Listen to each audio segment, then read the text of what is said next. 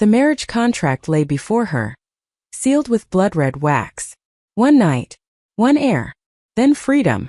To save her family's name, Lady Visha offered the only thing she had left, herself.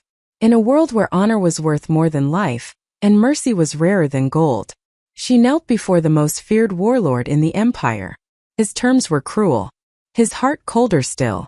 But when duty brought them together for one night, fate would bind them far beyond the ink and blood on that page. Because some bargains are never meant to be broken, and some debts are paid in love. Before we dive in, let us know in the comments which country you're watching from. And if this is your first time here, don't forget to subscribe. Enjoy listening. Lady Visha Chen's hands trembled as she broke the crimson seal on the scroll.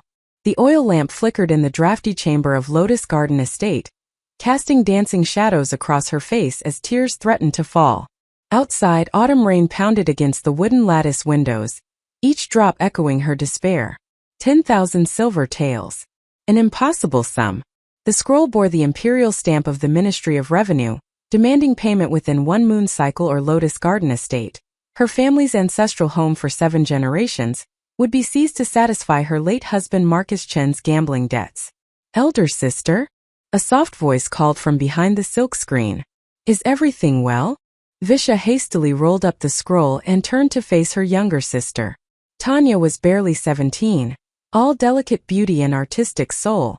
Her calligraphy brushes were still clutched in her paint-stained fingers, evidence of hours spent perfecting her poetry and paintings. The girl had been fragile since birth, her lungs weak, her constitution frail. This winter could be her last if they lost their home and were forced into poverty. Is something wrong? Tanya's dark eyes searched Visha's face with concern. Nothing, little plum blossom, Visha lied, forcing brightness into her voice. Just reviewing the household accounts. How is your new painting progressing? Tanya's face lit up despite the hollow shadows beneath her eyes. The autumn cold had already begun its assault on her weakened body. I've captured the moon's reflection on the lotus pond perfectly this time. Will you come see? Soon, darling. First, take your medicine. The physician left new herbs. After Tanya retreated, Visha locked the study door and retrieved the scroll again. 25 years old and already a widow. Marcus had been handsome and charming when they married, hiding his vices behind a gentleman's smile. By the time she discovered the truth, her dowry was gone, their ancestral treasures pawned, and the family name dragged through the mud of every gambling house in the capital. Outside, the first snow began to fall. Early this year, the servants whispered. A bad omen. Visha moved to the brazier where coals glowed dimly. They couldn't afford more charcoal until the rice merchant extended credit next week. Pulling her silk robe tighter, she faced the truth she'd been avoiding for months. There was only one person who might help her now. Lord Damien Blackthorn, the Dragon General of the Northern Province.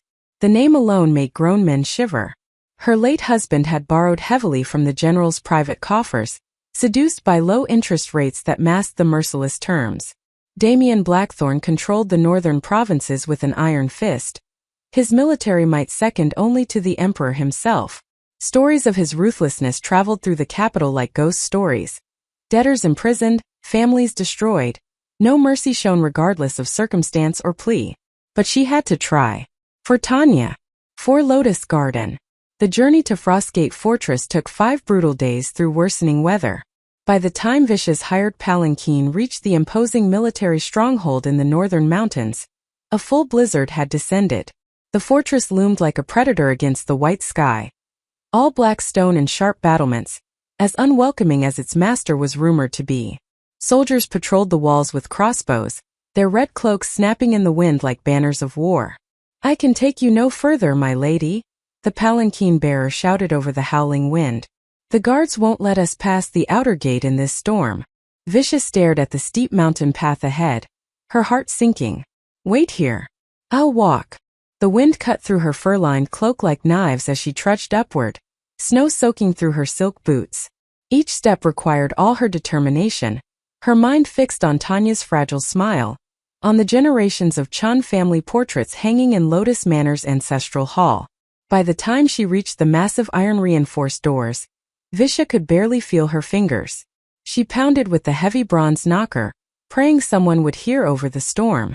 A stern-faced steward eventually appeared, his expression shifting from annoyance to shock at finding a half-frozen noblewoman on the doorstep. "Lady Visha-chan to see the general," she managed through chattering teeth. "It's urgent." The general sees no one without appointment. The steward began to close the door. "Please." Visha wedged her foot in the gap, desperation overcoming propriety. "Tell him it concerns the Chan family debt. I've come all this way through the storm. I won't leave without seeing him." Something in her voice, perhaps the raw desperation, made the steward hesitate. After a long moment he stepped aside. "Wait in the entrance hall. I make no promises." The fortress interior was surprisingly warm, heated by an ingenious system of underground flues. Yet it was no less intimidating. Ancient battle banners depicting victorious campaigns hung between towering pillars. Braziers burned with sandalwood, filling the air with spicy fragrance. Visha stood dripping onto the polished stone floor, her soaked cloak growing heavier by the minute. Pride demanded she remain standing, though exhaustion threatened to buckle her knees. 20 minutes passed before footsteps echoed down the corridor. Lord Damien Blackthorne appeared like a figure from a war scroll, tall and imposing, with black hair bound in a warrior's topknot streaked with silver at the temples. At 37, he carried himself with the confidence of a man accustomed to absolute authority. His storm-gray eyes assessed her with cold precision, taking in every detail of her bedraggled appearance. "Lady Chan." His voice was deep, cultured, devoid of warmth. "You've traveled a long way to disturb my evening."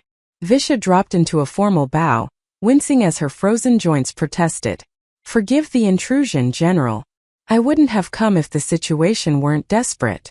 It must be, for a lady of your standing to arrive unannounced, unescorted, and looking like a drowned river spirit." His gaze swept over her with undisguised assessment. "I assume this concerns your husband's considerable debts." "Yes." Visha swallowed her humiliation. "I received the final notice. 1 moon cycle to pay 10,000 silver taels, or Lotus Garden will be forfeit. And you expect me to extend the deadline out of the goodness of my heart?" A cold smile curved his lips. "I'm afraid you've wasted your journey, Lady Chan. Business is business. I am a merchant and a general, not a temple monk dispensing charity." Visha's last shred of dignity crumbled. She sank to her knees on the hard stone floor, performing the full kowtow, her forehead touching the ground. "Please. My sister is ill. The upheaval would kill her. Lotus Garden is all we have left. I'm begging you, not as a debtor, but as one human to another. Show mercy." For a moment, something flickered in the general's eyes. Something almost human. Then it vanished, replaced by calculating interest. "Come to my study," he said abruptly. "You're leaving puddles on my floor. We'll discuss terms." As Visha followed him through the shadowed corridors, past scrolls detailing military victories and walls lined with captured weapons, she couldn't know that her desperate journey had awakened something long dormant in the stone dragon's heart, or that the proposition he was formulating would change both their lives forever. The general's study was a testament to power and strategy. Floor-to-ceiling shelves lined with military treatises and historical texts. A massive camphorwood desk positioned before a wall of windows that would, in daylight, command a view of the entire province. Now they reflected only darkness and the occasional flash of lightning illuminating the storm outside. "Sit." The general gestured to a chair across from his desk as he poured 2 cups of rice wine from a jade vessel. Visha perched on the edge, acutely aware of her disheveled appearance in such immaculate surroundings. When he handed her the wine, their fingers brushed momentarily. His were surprisingly warm. "Drink. You're still shivering." She obeyed, the warm liquid spreading heat through her chest. "Thank you, General." "Damien." He settled into his chair, studying her over the rim of his cup. "If we're to discuss business of this nature, we might as well dispense with formalities." "Very well, Damien." His name felt strange on her tongue, too intimate for a man she'd met mere minutes ago. Yet here she was, alone with him in the middle of the night, discussing her family's ruin. "Tell me, Visha. May I call you Visha?" At her nod, he continued. "What exactly do you expect to accomplish here? You obviously cannot pay the debt. You have nothing to offer as collateral that I don't already have claim to. I have myself. The words escaped before she could stop them. Damien's eyebrows rose fractionally. Explain. Visha took a shaky breath, forcing herself to meet his gaze. You're a powerful man, General. Unmarried if the rumors are correct. Surely a companion for an evening wouldn't be unwelcome. In exchange for extending the debt deadline, perhaps for a year, giving me time to find a solution. You're offering me your body. His voice was flat, impossible to read. Shame burned through her, but she held his gaze. Yes. For how long? One night. Silence stretched between them, broken only by the rain against the windows and the distant rumble of thunder. Damien stood, moving to the window, his back to her. You must be truly desperate to make such an offer. Do you have any idea what you're proposing? What kind of man I am? I know the stories, Visha said quietly. They call you the Stone Dragon. Ruthless in business, merciless to your enemies. But desperation makes us all do things we never imagined. He turned to face her, and something in his expression made her breath catch. Not cruelty, but something harder to define. Pain perhaps. Or bitter amusement. The stories don't tell the whole truth. They never do. He returned to his desk, refilling both their cups. But you're right about my being unmarried. There's a reason for that, though I doubt the gossips know it. Visha waited, sensing he was deciding whether to continue. When I was 24, Damien said finally, his voice carefully neutral, I fell in love with a minister's daughter named Elena. Beautiful, cultured, everything a general's wife should be. I offered her everything, my name, my fortune, my heart. The night before our wedding, I found her in the garden pavilion with my cousin. The same cousin who stands to inherit my titles and lands if I die without an heir. Understanding dawned. That's why you've never married. I swore I'd never give anyone that power over me again. The imperial court has been pressuring me to produce an heir, but I've resisted. Until now, perhaps. He leaned back in his chair, studying her with unsettling intensity. Your proposal interests me, Visha, but not in the way you think. One night would solve nothing for either of us. I have a counter-proposal. Visha's heart hammered against her ribs. I'm listening. Bear me a child. A son to secure my inheritance and silence the court's demands. In exchange, I'll not only forgive your entire debt, but restore Lotus Garden to its former glory. I'll ensure your sister receives the best medical treatment available in the Empire. She'll want for nothing. A child. Visha's voice came out as a whisper. Think carefully before you answer, Damien warned. This wouldn't be a simple transaction. You would need to remain here at Frostgate throughout your confinement. After the birth, assuming the child survives and is male, you would be free to return to Lotus Garden with your sister. The boy would remain with me, raised as my heir. I would visit periodically to maintain the appearance of legitimacy, but otherwise, you would be free of obligations. You want to buy a child from me. I want to propose a mutually beneficial arrangement. You need money and security. I need an heir. Neither of us needs the complication of emotional attachment. His eyes hardened. I won't pretend there's anything romantic about this. We both know better. Visha's mind reeled. Everything in her rebelled against the idea. Giving birth to a child only to surrender him, spending months under this cold man's roof. Yet what choice did she have? Return empty-handed to watch Tanya's health decline? Watch their ancestral home be seized? If I agree, she said slowly, I have conditions of my own. Damien's lips quirked in what might have been approval. Negotiate then. My sister must never know the true nature of our arrangement. As far as she's concerned, this is a marriage of convenience. Second, I want a contract in writing specifying exactly what you've promised. Third, she paused, gathering her courage, I want proof that you can provide what you've promised before I agree to anything. Done, done, and done. Damien pulled out parchment and brush. I'll have my steward prepare chambers for you tonight. Tomorrow my advisors will draw up a contract. You'll have 3 days to review it and suggest amendments before we finalize the agreement.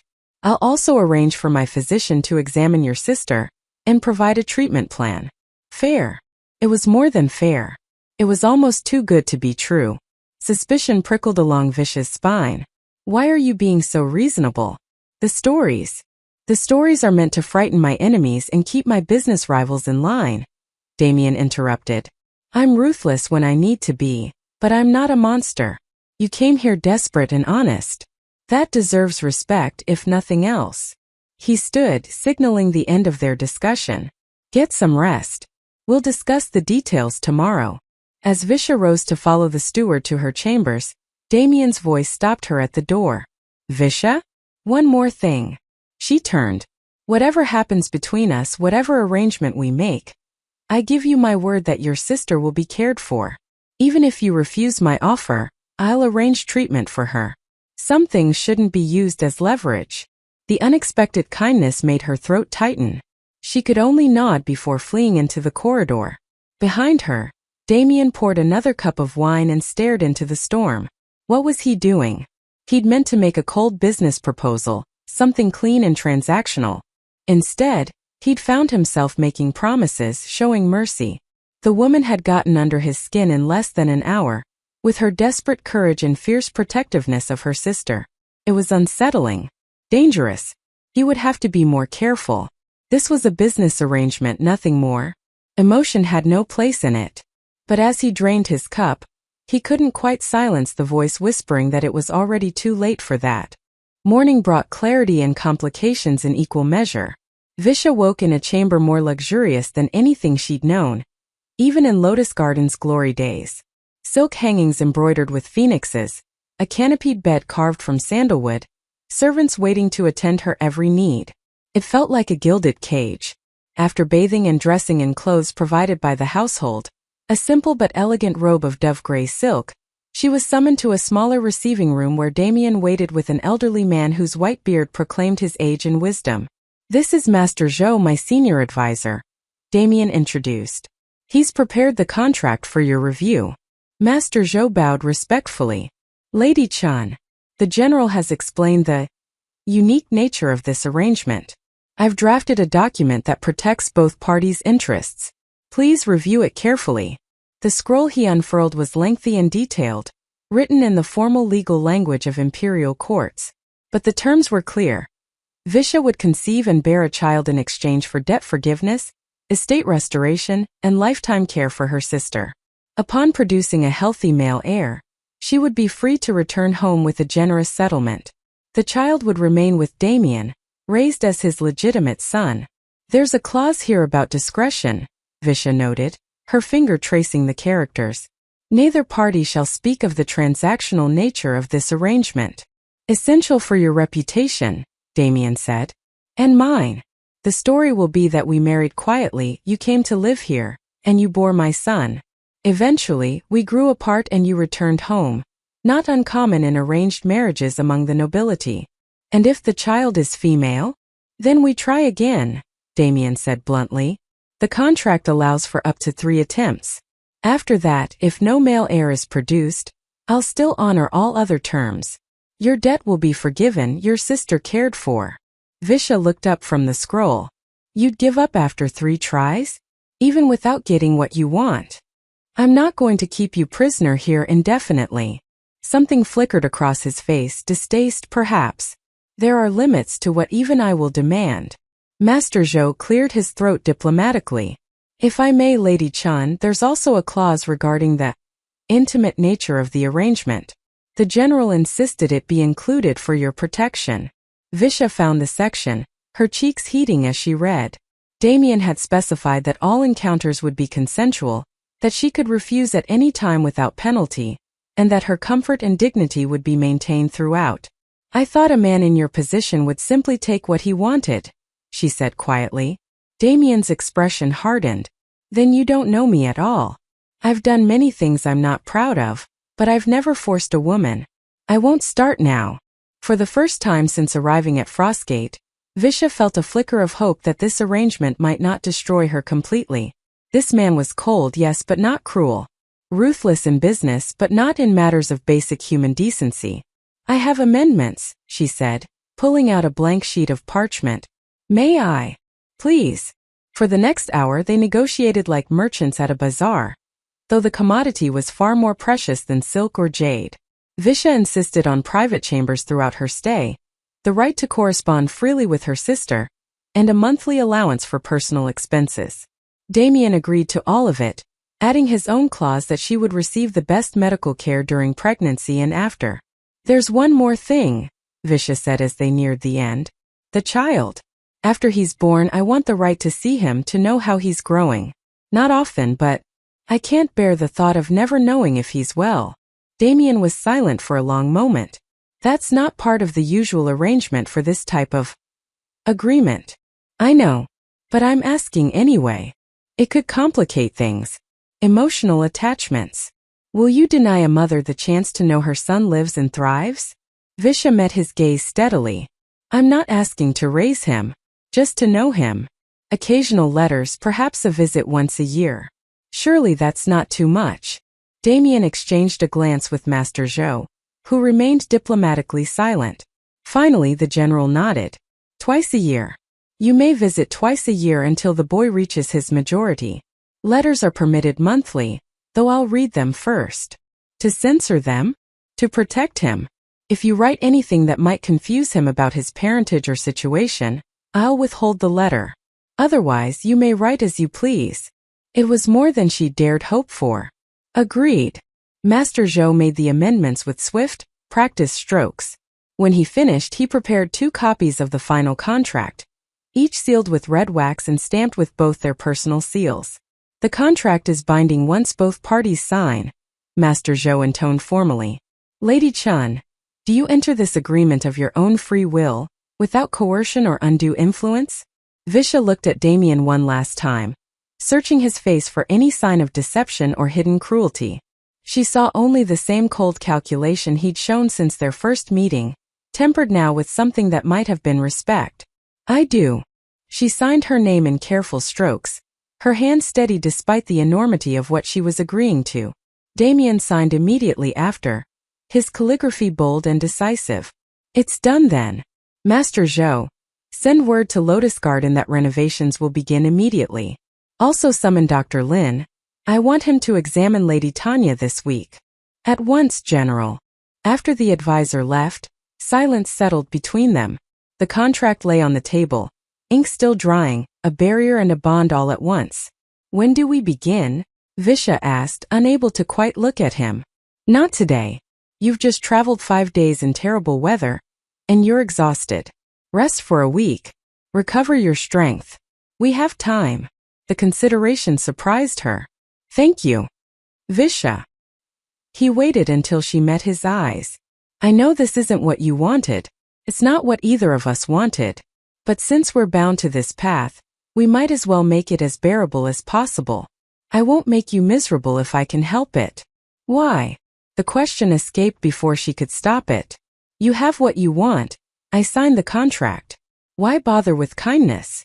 Damien stood, moving to the window that overlooked the mountain valley below.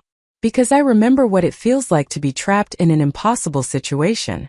Because despite what people think, I'm not made entirely of stone." He glanced back at her. "And because you're not Elena." The name hung in the air between them, the woman who'd betrayed him, the wound that still hadn't healed. "I'm not her," Visha agreed quietly.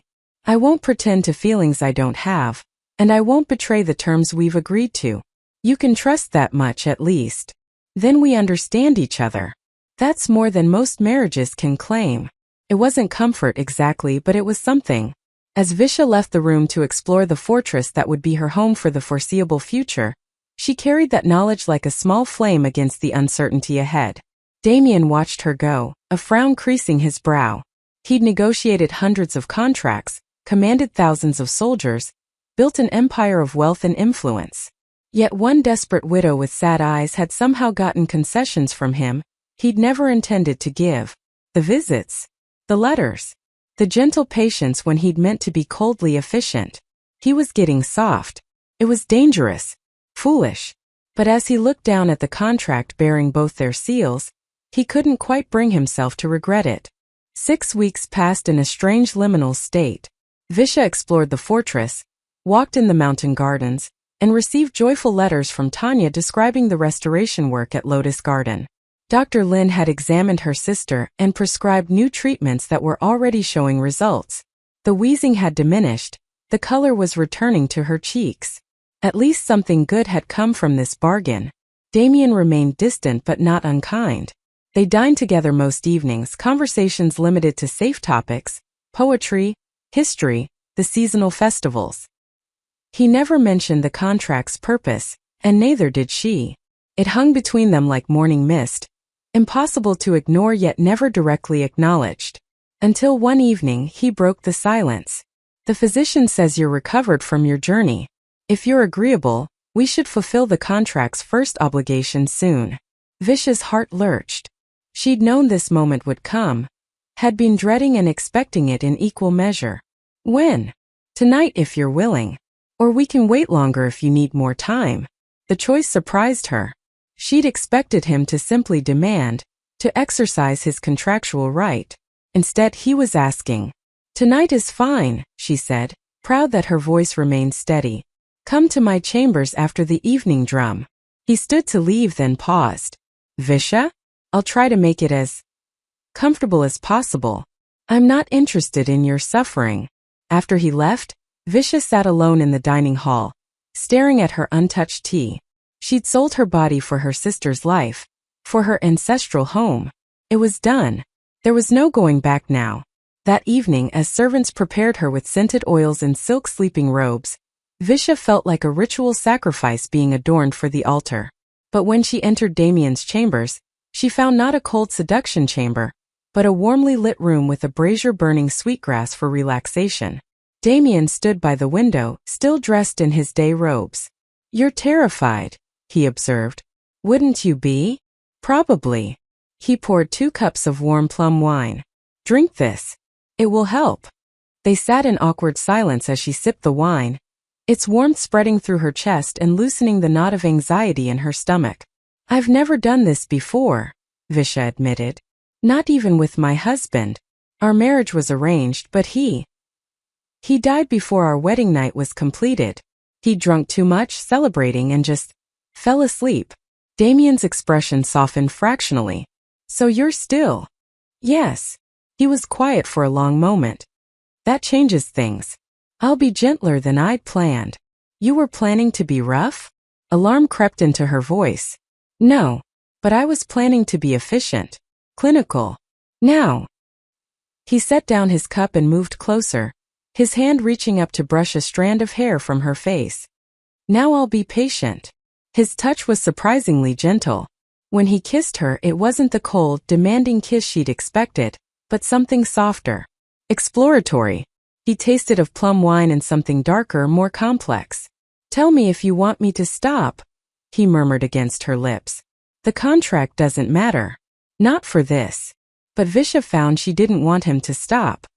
His hands were careful on her body, his movements deliberate and unhurried. When pain came, it was brief, overshadowed by unexpected warmth. And when it was over, he held her instead of immediately turning away. Rest, he said quietly. You can stay here or return to your chambers, whichever you prefer. I'll stay, she heard herself say. Just for tonight. She fell asleep with his arm around her waist, more confused than ever about the nature of their strange arrangement. The pattern repeated over the following weeks. Every few days, Damien would ask if she was willing, and Visha would come to his chambers. The clinical efficiency he'd planned never materialized. Instead, there was care, attention to her comfort, even moments of unexpected tenderness. And slowly, terrifyingly, Visha realized she was beginning to look forward to those nights. Not just for the physical pleasure, though she'd been surprised to discover there was pleasure, but for the conversations after, when Damien would lower his guard slightly and they would talk about everything and nothing. She learned that he loved poetry but pretended not to, that he played the guccine in private, that his favorite season was spring because everything begins again. He learned that she'd wanted to be a scholar before marriage closed that path, that she missed her father terribly, that she dreamed of traveling to the western mountains one day. Why did you marry him?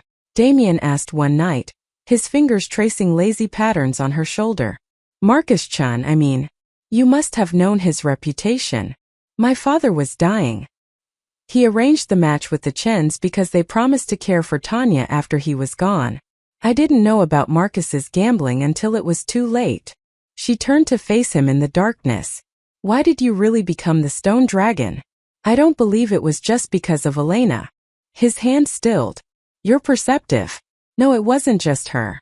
My father gambled away most of our family fortune before he died. I rebuilt everything from nothing through trade and military service. I learned that showing weakness invites wolves. So I became someone no one would dare challenge. Does it ever get lonely? Being made of stone. Every day, he admitted quietly. Then, as if he'd revealed too much, he pulled away slightly. We should sleep. Morning comes early. But that conversation and others like it changed something between them. The coldness thawed by imperceptible degrees. Visha caught him smiling at her comments during dinner. He began including her in discussions of estate management, valuing her opinions. When she received joyful letters from Tanya describing her improving health, Damien seemed genuinely pleased. 8 weeks after their arrangement began, Visha missed her monthly courses. She waited another week to be certain before telling him. I think I'm with child. Damien's face went carefully blank. The physician will confirm it. I'll send for him immediately. Dr. Lin confirmed it 3 days later. Congratulations, Lady Chun. You're about 6 weeks along. The pregnancy appears healthy so far. Damien dismissed the physician and poured them both tea. Hers a special blend for expectant mothers. They sat in silence, the magnitude of what they'd accomplished settling over them. The contract's purpose is fulfilled, Visha said finally. You'll have your heir. Yes. Damien's voice was oddly flat. You're free to move to the West Wing if you prefer. More space better suited for waiting out my usefulness? His head snapped up. That's not what I meant. Isn't it? The arrangement was for a child. I'm carrying one. The rest is just waiting for delivery. She stood, suddenly needing distance. I understand perfectly, General. I'll move my things tomorrow. Visha, wait. But she was already gone, leaving Damien staring at his teacup and wondering why fulfilling his objective felt so hollow. The West Wing was indeed more spacious, with southern exposure that kept the rooms warm and bright. It was also achingly lonely. Visha saw Damien only at formal dinners now, their conversation reduced to polite inquiries about her health and the pregnancy's progress. The warmth that had been growing between them vanished like morning dew. He became the stone dragon again, distant, cold, focused only on the practical aspects of her confinement. She became a porcelain doll, fragile and ornamental, her only purpose to safely deliver his heir. It hurt more than she'd expected, more than it should have, given their arrangement was never meant to involve feelings. But somewhere between desperate bargains and careful touches in the dark, Visha had made the mistake of caring for him. And judging by how quickly he'd pulled away once the pregnancy was confirmed, he'd felt nothing at all. Tanya visited in the 4th month, brought by Damien's men from Lotus Garden. She'd grown healthier, her cheeks rosy with vitality that had been absent for years. Seeing her little sister thriving made all of Visha's sacrifices worthwhile. Elder sister, you're glowing, Tanya exclaimed, embracing her carefully. Married life must suit you. And a baby. I can hardly believe it. Visha forced a smile. Yes. It's been quite a change. The general seems very devoted, Tanya continued innocently. He sent monthly updates on your health, and he personally ensured I had safe passage here. He must care for you deeply. It's duty, little plum blossom. Nothing more. But Tanya, with her artist's eye for truth, looked doubtful. She said nothing more about it, but Visha caught her watching them during dinners, her expression troubled. On Tanya's last evening, Visha found her sister standing in the garden, staring up at the stars. You don't love him, do you? Tanya asked quietly. What? The general. You care for him, I can see that. But you don't allow yourself to love him. Why? Visha wrapped her cloak tighter against the evening chill. Love wasn't part of our arrangement. Arrangement? Tanya turned to face her. What do you mean? I thought, her eyes widened. Elder sister. What did you do? I saved us, Visha said simply. I made a bargain to clear our debts and restore Lotus Garden. This child I'm carrying fulfills that bargain. Oh, Visha. Tears filled Tanya's eyes. You sold yourself for me. I saved us both. Don't diminish that. Visha took her sister's hands. You're healthy now. Lotus Garden will be restored. Everything I hoped for is coming true. Except your own happiness. Happiness is a luxury we couldn't afford. Tanya shook her head. You're wrong. I see the way he looks at you when you're not watching. Like he's memorizing your face. Like he's afraid you'll disappear. That's not duty, sister. That's something much more complicated. But Visha couldn't allow herself to believe it. Hope was more dangerous than despair. She'd survived this long by accepting reality, not chasing impossible dreams. After Tanya left, the isolation grew heavier. Visha spent her days reading, practicing calligraphy, and walking the garden paths. The baby grew inside her, a constant reminder of the contract's purpose. She felt it move for the first time in the 5th month, a flutter like a butterfly trapped beneath her ribs. She was alone when it happened, sitting in the pavilion overlooking the valley. Tears came unexpectedly, a mixture of wonder and grief. This child would never truly be hers. She would carry it, birth it, and then surrender it to a man who saw her only as a means to an end. Are you unwell? Visha looked up to find Damien standing at the pavilion entrance, genuine concern on his face. She hadn't heard him approach. The baby moved, she said, wiping her eyes. First time. Something crossed his face, longing? Pain. It vanished before she could be certain. May I? He gestured toward her. She nodded, unable to speak. He sat beside her, and she guided his hand to her belly. They waited in silence until the flutter came again. Tiny but unmistakable. Damien's expression transformed. The cold mask cracked, revealing raw wonder beneath. That's my son, he breathed. Or daughter. Our child. His hand lingered, spread protectively over her belly. Visha, Whatever he might have said was interrupted by a servant rushing into the garden. General. Urgent message from the capital. The Emperor has summoned you immediately. Damien jerked away, the mask slamming back into place. I'll leave at first light. My steward will ensure you have everything you need. How long will you be gone? I don't know. Could be weeks. Months if the situation is complicated. He stood, already mentally preparing for departure. Dr. Lin will check on you regularly. If you need anything. I know. The steward. He hesitated as if wanting to say more. Then he nodded curtly and strode away, leaving Visha alone with the fading sensation of his hand on her belly and the ache in her chest that had no name. Damien left before dawn, taking half his personal guard. The fortress felt emptier without his presence, even though Visha had been seeing him rarely. At least before, she'd known he was there, working in his study or training with his soldiers. Now there was only absence. The 6th and 7th months passed slowly. Visha grew larger, her movements more careful. Dr. Lin pronounced everything progressing well. Letters arrived from Tanya, full of news about Lotus Garden's restoration. The orchards had been replanted, the water gardens were being rebuilt, and the main hall's damaged roof had been repaired. Everything was going according to plan. The contract was being fulfilled. So why did Visha feel like she was dying inside? The 8th month brought complications. Visha woke one morning to sharp pains and bleeding. Dr. Lin was summoned urgently, his examination thorough and worrying. The baby is trying to come early, he said grimly. You must rest completely. No walking, no exertion. If we can delay the birth another few weeks, the child's chances improve significantly. Visha was confined to her bed, servants attending her every need. She lay in the quiet chamber, one hand on her belly, feeling the baby's increasingly strong movements. The child was alive, fighting to be born. She had to give it every chance. But in the lonely hours of bedrest, her mind wandered to dangerous places. What would happen after the birth? She would return to Lotus Garden, her duty fulfilled. The child would stay here, raised by Damien and an army of servants. She would see him twice a year, watching him grow into a stranger. And Damien?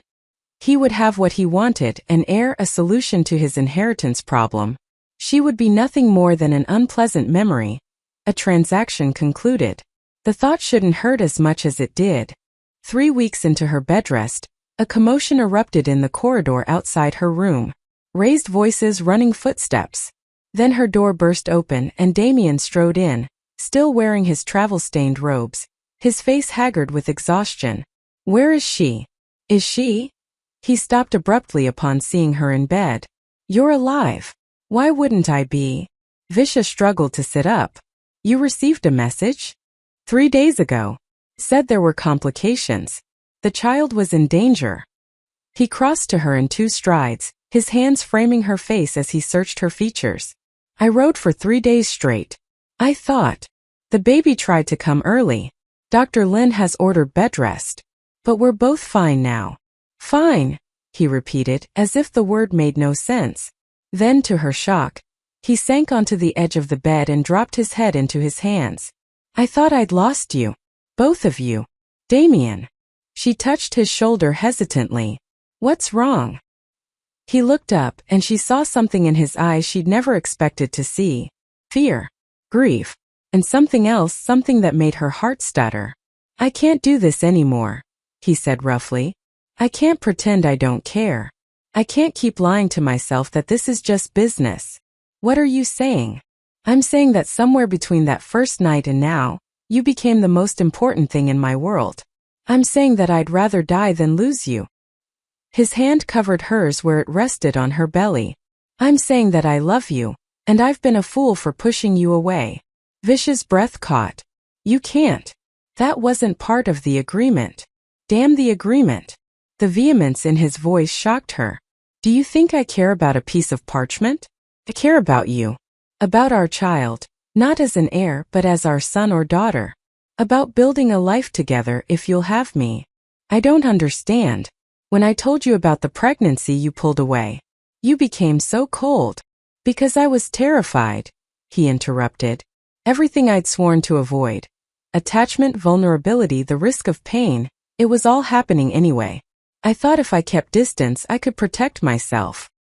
He laughed bitterly. Instead, I've been miserable. Every day without you was torture. And when I got that message, his voice broke. Visha felt tears streaming down her face. I thought you saw me as nothing but a broodmare. A means to an end. You've never been that. From the moment you knelt in my entrance hall, soaked and desperate and still proud, you've been extraordinary. I just didn't want to admit how much power you had over me. He wiped her tears with his thumbs, his touch achingly gentle. Visha, I know I have no right to ask this after how I've treated you, but I love you too, she whispered. I've been trying not to, but I do. God's help me, I do. The kiss that followed was nothing like their previous encounters. This was desperation and relief, confession and promise. Every emotion they'd been suppressing poured into the connection of lips and breath and tears. When they finally broke apart, Damien rested his forehead against hers. No more contracts. No more arrangements. I want a real marriage if you'll have me. I want to be a real father to this child, and a real husband to you. What about Elena? You swore never to. Elena taught me that love requires trust, and I gave mine to the wrong person. You've proven yourself trustworthy 1,000 times over. I was just too stubborn and afraid to see it. He kissed her again, softer this time. Say yes. Please, Visha. Give me the chance to do this right. Through her tears and joy, Visha could only nod. Yes. Yes, you fool. Yes. They held each other as the baby moved between them.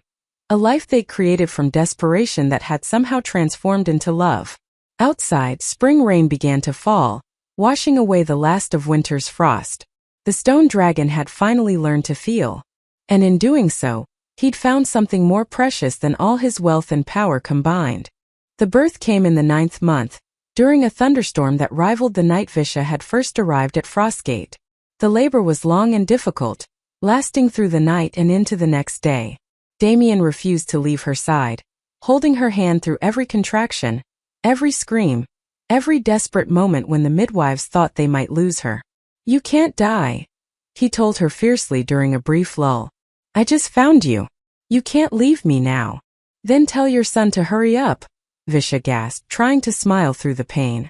Finally, as dawn broke through the storm clouds, a baby's cry split the air. The midwife's face broke into a relieved smile. It's a boy, my lady. A strong, healthy boy. They cleaned the baby and placed him in Visha's arms. He was tiny, with a shock of dark hair and eyes that would someday be gray like his father's. Perfect. Hello, little one, Visha whispered, tears streaming down her face. You gave us quite a scare. Damien leaned over them both, one hand supporting the baby's head, the other wrapped around Visha's shoulders. He's beautiful. You're beautiful. How do you feel? Exhausted. Happy. Terrified. She looked up at him. We're parents. We're parents, he echoed, wonder in his voice. He kissed her forehead, then the baby's. Thank you. For him. For giving me a second chance. For everything. Dr. Lin entered, checking both mother and child thoroughly before pronouncing them healthy. You need rest, Lady Visha. The birth took a toll. I want you to stay in bed for at least 2 weeks. Can someone send word to Tanya? Visha asked. She'll want to know she's an aunt. Already done, Damien assured her. I sent a rider the moment the labor began. She should arrive within the week. Over the following days, Visha recovered while Damien proved surprisingly adept at fatherhood. He held their son for hours, learning to change wrappings and soothe cries. He read poetry aloud while the baby slept, as if already beginning his son's education. What should we name him? Visha asked one evening as they watched their son sleep in his cradle. Damien considered. Alexander. It means defender of men. May he grow strong and never know the loneliness his father carried. Alexander, Visha repeated, testing the name. Alexander Blackthorn. Perfect. Tanya arrived a week after the birth, bursting with excitement and carrying gifts from everyone in Lotus Garden. She cried when she held her nephew, declaring him the most handsome baby in the entire empire. He has your stubborn chin, sister, she teased. And the general's serious expression. This child will be formidable. He'll be loved, Visha corrected. That's all that matters. Over dinner, with Alexander sleeping peacefully in his cradle nearby, Tanya studied her sister and brother-in-law with knowing eyes. You're different now. Both of you. Softer somehow. Love does that, Damien said simply, taking Visha's hand. Makes you vulnerable. But it's worth it. What happened to the contract? Tanya asked. The bargain you made? Burned it, Damien said. 2 months ago, before I left for the capital. It seemed obscene, reducing what we'd become to legal terms and conditions. Visha squeezed his hand. She hadn't known he'd destroyed it. The gesture touched her more than flowers or jewels ever could. 3 months after Alexander's birth, when Visha had fully recovered, Damien arranged a proper wedding ceremony. Not the quiet, practical affair the contract had envisioned, but a celebration with all the traditional rites and blessings. They stood in the fortress's main hall, decorated with red silk and lanterns, while a Taoist priest performed the ceremony. Damien wore his general's formal robes, impressive and imposing. Visha wore a phoenix crown and a red wedding robe embroidered with gold thread. A gift from Damien that must have cost a fortune. We've done this backward, Damien murmured as they performed the tea ceremony, serving his ancestors' tablets. Child first, wedding after. Nothing about us has been traditional, Visha replied. Why start now? When they bowed to heaven and earth, to Damien's ancestors and finally to each other, Visha felt something settle into place. The contract was gone. This was real. Permanent. Built on love rather than desperation. The celebration lasted 3 days, with guests traveling from across the province. Officials, merchants, military commanders, all came to pay respects to the Dragon General and his new wife. The rumors about their unusual courtship had spread, of course, but Damien faced them down with such obvious devotion to Visha that the gossips found little purchase. On the final night of celebrations, after the guests had departed and the fortress had settled into quiet, Damien and Visha stood in the garden pavilion where she'd first felt Alexander move.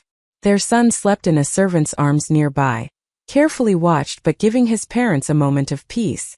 Do you ever regret it? Damien asked. That night you came here in the storm. You could have tried something else, gone to another lender. And lost everything anyway, Visha finished. No. I don't regret it. The path was hard, and there were moments I thought I'd made a terrible mistake. But it led me here, to you, to Alexander. How can I regret that? I regret how I treated you at first. The coldness, the clinical approach. You were protecting yourself. I understand that now. She leaned against him, his arm coming around her waist naturally.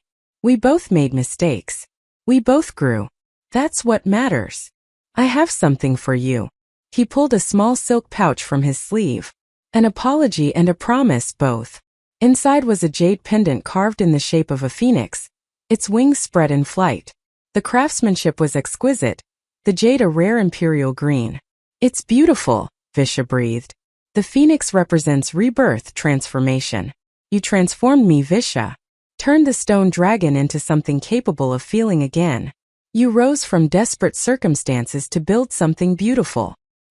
He fastened the pendant around her neck. You're my Phoenix Empress. Not because of any title, but because you showed me that endings can become beginnings. Visha touched the pendant, feeling its cool weight against her skin. And what are you to me? Whatever you need me to be. Husband, father, friend, dragon or man, stone or flesh, I'm yours. She turned in his arms, rising on her toes to kiss him. Then be what you are. Flawed, complicated, capable of both hardness and tenderness. That's the man I fell in love with.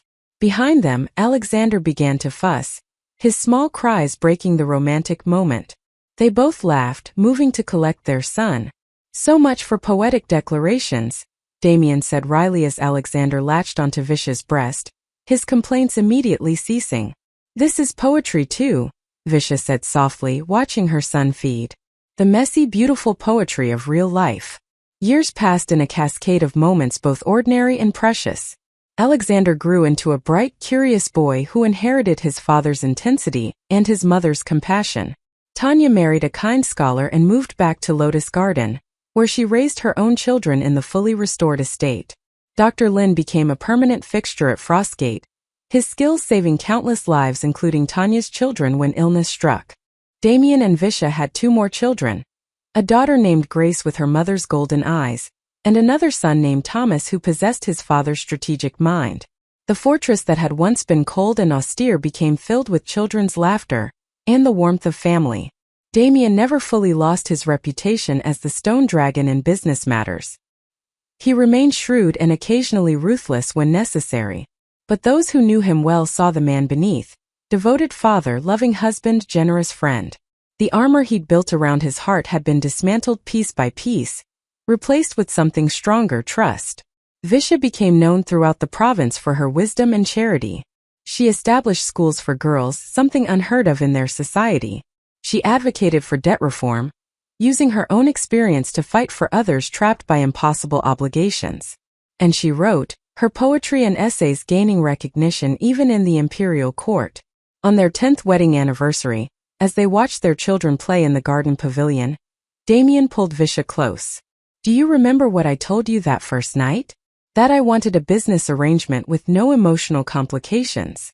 I remember you being an arrogant fool, Visha teased. Accurate.